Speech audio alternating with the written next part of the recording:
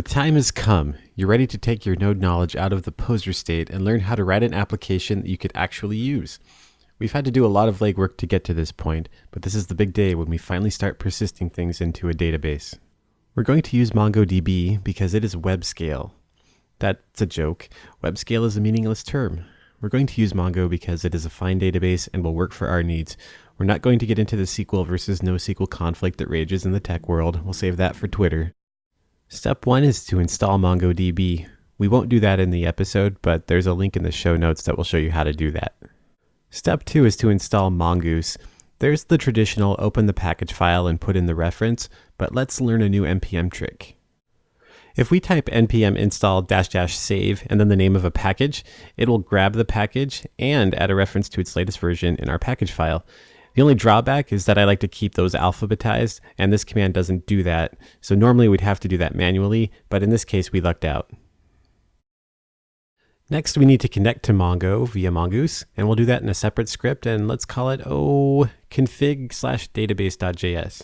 We're going to need this as an exportable module, so we'll just put in the skeleton for that.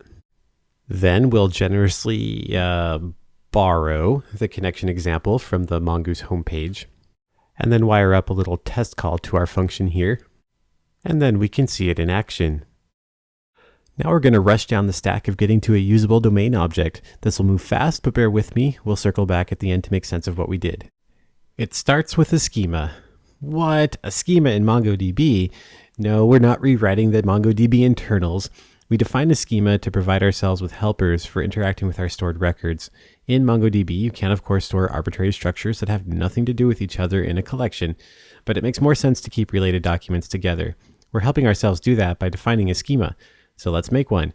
One obvious place where we've been in need of a database is our loot table. Our hard-coded ogre-slaying knife has served us well, but let's look at making it more dynamic. And it's a pretty simple declaration to define that schema. Schemas don't allow us to make instances in the database, but models do. Turning a schema into a model is pretty simple. With our model defined, we can now actually put something into our database. First, we need to make a new instance of our model. Then we can actually write it to the database using the save method on our Mongoose model instance. And then we can write a quick helper to convince ourselves that this worked. And we do that using the find function on the model itself, not the instance of the model and not the schema. And then of course we just wire it up. So let's break down what we did. When we define the schema, we use the Mongoose schema factory method. It takes an object whose properties will become the properties on our instances. Now these are data values as opposed to functions. We can define functions that appear on all of our instances, but we don't do it at this point. For the actual properties, we defined a string, but there are other types. In fact, any valid JavaScript type. We can even have subdocuments with their own schemas. We can't get into all of these in this episode, but you can reference them at the documentation, and I link to the page in the show notes. But for now, that's how you define a schema. Turning our schema into a model was pretty simple. The string name that we used is quite important though. Don't ever have a collision there. Keep this in mind if you're including a module that uses Mongoose and defines its own models. Using that string name, we can get access to any defined Mongoose model using the call mongoose.model and then supplying the model name. Now to use this, you would need to make sure that you've run the code that defines the model. I don't use this function because I don't want to keep track of when and where I first define my models, but you may find it useful.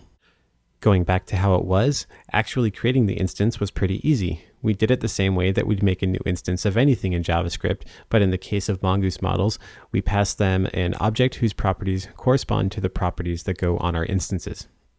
Now we didn't have to initialize the model the way we did. We could just as easily have made the new instance and set the attribute on a separate line. But I prefer it the other way for now, so let's change it back.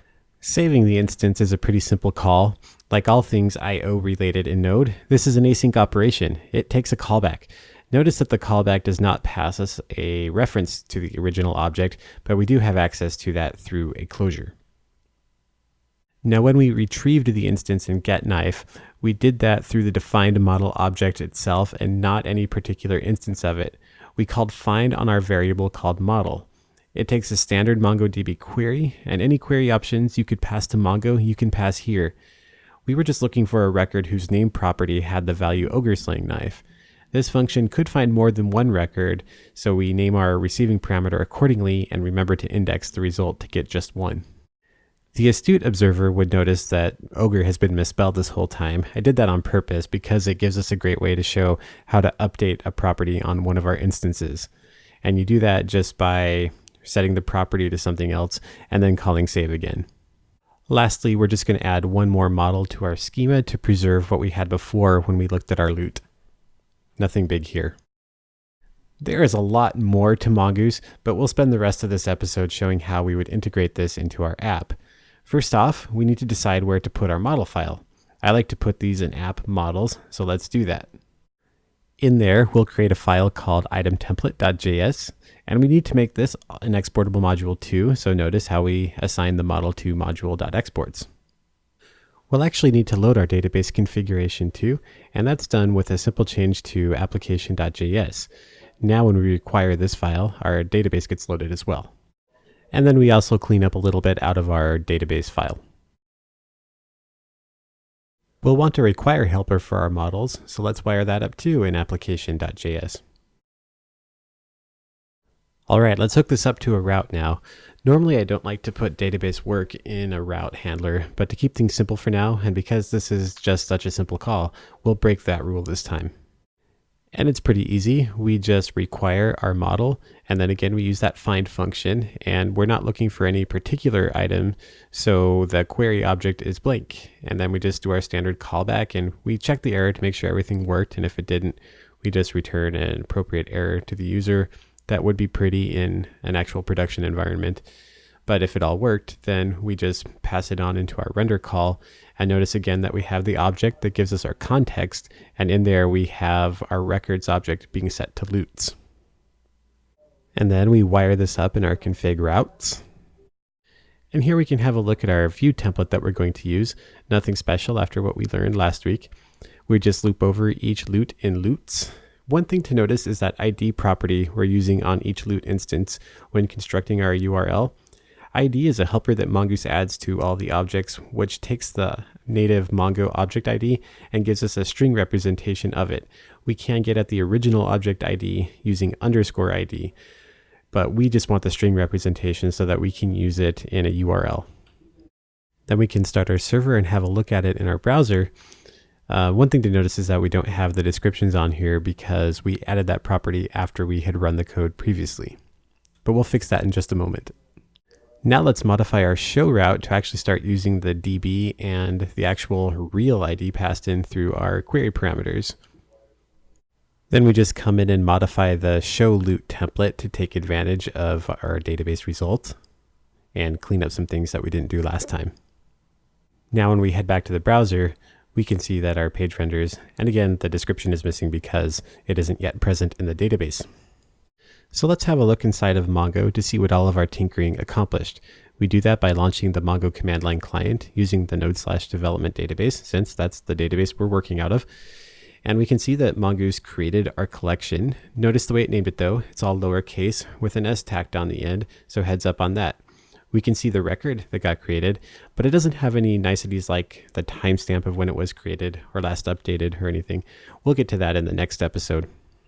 Well, let's load up our application in the node REPL to fix our missing description. We launch the REPL simply just by typing node at the command line, and then we require config application. Once that's all done, we can get at our model and make the appropriate calls. And then we can reload our server and go back to the browser and have a look at our loot. And in so doing, we see that the description got added and that we have a great way to monkey about in our database using our domain objects rather than just with straight up Mongo queries. Well, that's all for this week. Keep in mind that exploring Mongoose in one episode would be like trying to explore integrals from calculus in one episode. We could try it, but that would be a long episode. There are a few other basic aspects of Mongoose we need to touch on. For example, Mongoose provides instance and static methods, indexes, plugins, and more. And we'll start on that in the next episode. Until then, happy coding. If you've been watching the episodes and want to add any comments or questions about them, don't forget that each episode has a comments tab where you can say something. And also, the site has a feedback where you can find contact information. So if you think I'm talking too much, or maybe there are just some other topics that you want to see covered, let me know. Thanks for watching.